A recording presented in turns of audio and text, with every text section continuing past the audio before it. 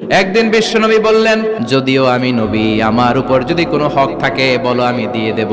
কোন সাহাবী দাঁড়ায় না, এক সাহাবী দাঁড়িয়ে বললেন, নবী, যুদ্ধের ময়দানে চাবুক চালানোর সময়, লাঠি চালানোর সময় এক কাফেরকে মারতে যে আপনার লাঠির বাড়ি আমার পিঠের মধ্যে পড়েছে, আপনার পিঠে আমি লাঠির বাড়ি মেরে এটারে শোধবোধ করে দিতে চাই। তিনি বললেন, আসো, তুমি এসে আমার পিঠে লাঠি দিয়ে চাবুক দিয়ে বাড়ি মারো।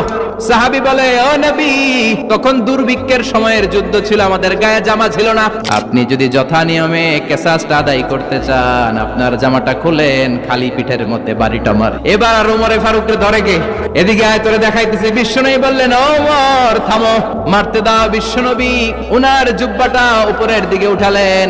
ওই সাহাবী বিশ্বনবীকে পিছন দিক থেকে জড়িয়ে ধরে ওই মোহরে নবুয়তের মধ্যে চুমু দিয়ে ফেলেছে। সাহাবী বললেন, নবী গো, এই নাটক করার জন্য আপনি আমারে মাফ করে দিয়েন।